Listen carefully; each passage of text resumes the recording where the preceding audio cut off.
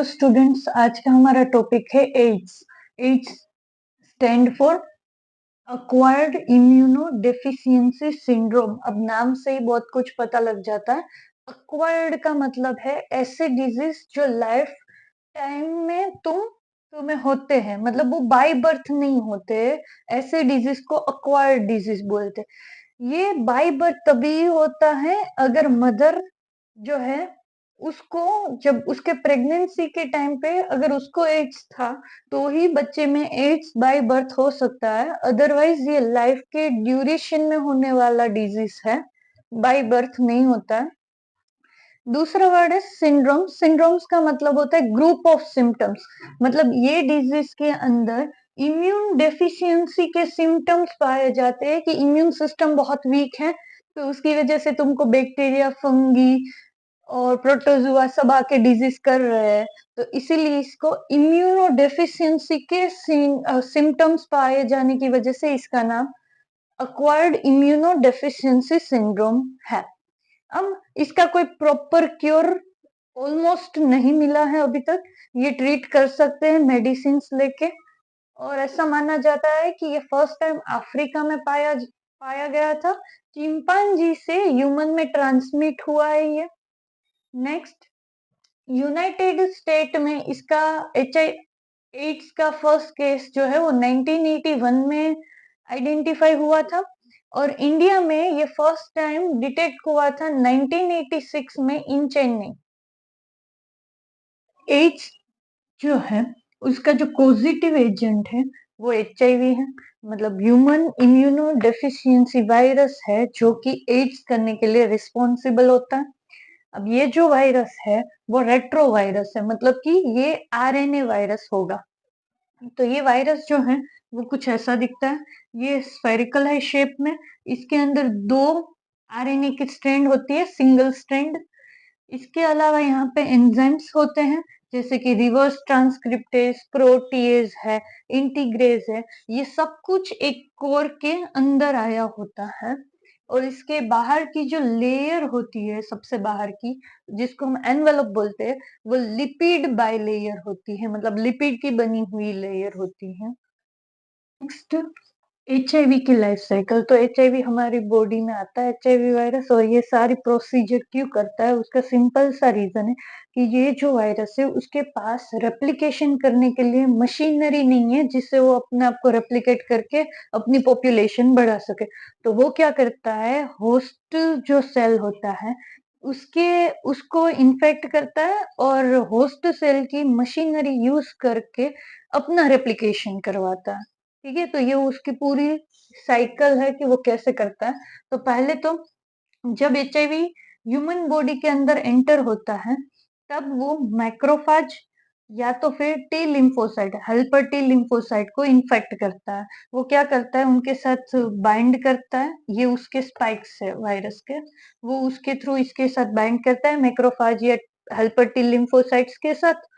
उसके बाद फ्यूज होके अपना जो अंदर का जो जेनेटिक मटेरियल है, आरएनए और सारे एंजाइम्स, वो उस होस्ट सेल के अंदर एंटर करवाता है।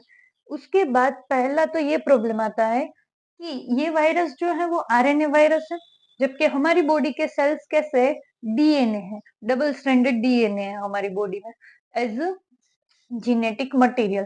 तो पहले तो ये वायरस क्या करता है, अपना जो आरएनए है उसको कन्वर्ट कर देता है, सिंगल स्ट्रैंडेड आरएनए को कन्वर्ट कर देता है सिंगल स्ट्रैंडेड डीएनए में, और उसके बाद उसको कन्वर्ट करता है डबल स्ट्रैंडेड डीएनए में। और ये प्रोसेस करने के लिए उसको कौन हेल्प करता है, रिवर्स ट्रांसक्रिप्टेज नाम का एंजाइम। ये जो रिवर्स ट्रांसक्रिप्टेज नाम का एंजाइम है वो आरएनए से डीएनए बना देता है, और फिर वो अपना ये टेम्पलेट स्ट्रेन की कॉपी बना देता है दूसरी, ये वायरस। ठीक है, उसके बाद ये प्रोसीजर पूरी होस्ट सेल के अंदर हुई। अब अगर अब उसको न्यूक्लियस के अंदर जाना है, तो ये जो इंटीग्रेज है वो उसको हेल्प करता है कि जो होस्ट है उसका जो जेनेटिक मटेरियल है उसके साथ कंबाइन होने के लिए उसको इंटीग्रेज नाम का एंजाइम है वो हेल्प करता है। जैसे ही वो न्यूक्लियस के अंदर एंटर हो जाता है ये जेनेटिक मटेरियल और एंजाइम सारे वायरस के, तो उसके बाद वहां पे वो अपने प्रोटीन्स बनाता है, अपना सारा जेनेटिक मटेरियल और सब कुछ बना देता है होस्ट की मशीनरी यूज करके। उसके बाद वो यहाँ पे ये जो सरफेस है उस साइड आ जाता है लास्ट में सारा सब कुछ बन जाने के बाद, और फिर वो पुश आउट करता है इस साइड होस्ट सेल में से, और होस्ट सेल है उसकी जो ये प्लाज्मा मेम्ब्रेन है उसी को अपना एनवेलप बना लेता है, पुश आउट कर देता है और पूरा शेप ले लेता है। ये प्रोसेस है वो बडिंग की है। तो ये जो प्रोसेस है वो पूरी 7 स्टेज की है। फर्स्ट वो बाइंड करता है, सेकेंड वो फ्यूज करता है, थर्ड है वो रिवर्स ट्रांसक्रिप्शन करता है, इंटीग्रेज होता है, फिर रेप्लिकेशन करवाता है, असेंबली करता है, और फिर लास्ट प्रोसेस है बडिंग। नेक्स्ट है सिम्टम्स ऑफ एड्स। पेशेंट जो है वो इम्यून डेफिशिएंट हो जाता है, इतना इम्यून डेफिशिएंट हो जाता कि वो कोई भी इन्फेक्शन उसको होता है तो वो कैपेबल नहीं है खुद को प्रोटेक्ट करने के लिए उससे। और ये इसके जो सिम्टम्स है वो कब दिखते हैं, नॉर्मली इन्फेक्शन हो जाने के बहुत मंथ बाद या तो ईयर्स के बाद भी उसके सिम्टम्स दिखते हैं। ऐसा नहीं है कि वो अंदर एंटर हुआ बॉडी के अंदर उसकी बॉडी में और फिर सिम्टम्स तुरंत ही दिख गए, कभी कभी फ्यू मंथ्स भी लगते हैं या तो ईयर्स भी लगते हैं। ये कुछ सिम्टम्स है जो एड्स के टाइम पे देखे जाते हैं। नेक्स्ट है ट्रांसमिशन ऑफ एचआईवी इन्फेक्शन। यहाँ पे मेन 3 रीजन है एचआईवी एक हेल्दी पर्सन में ट्रांसफर होने के।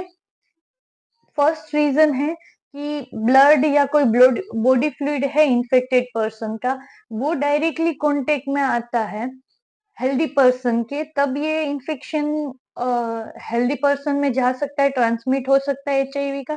दूसरा जो रीजन है वो ये है कि जो पर्सन है इन्फेक्टेड है एड्स से, वो अनप्रोटेक्टेड इंटरकोर्स कर रहा है हेल्दी पर्सन के साथ, तो भी ये डिजीज एक में से दूसरे में जा सकता है। और जो तीसरा रीजन है वो ये है कि अगर मदर है उसको एचआईवी है और उसका जो बेबी है उसको वो प्लेसेंटा के थ्रू ये ट्रांसमिट कर सकती है एचआईवी का डिजीज। तो ये मेन 3 रीजन है एचआईवी ट्रांसमिशन के।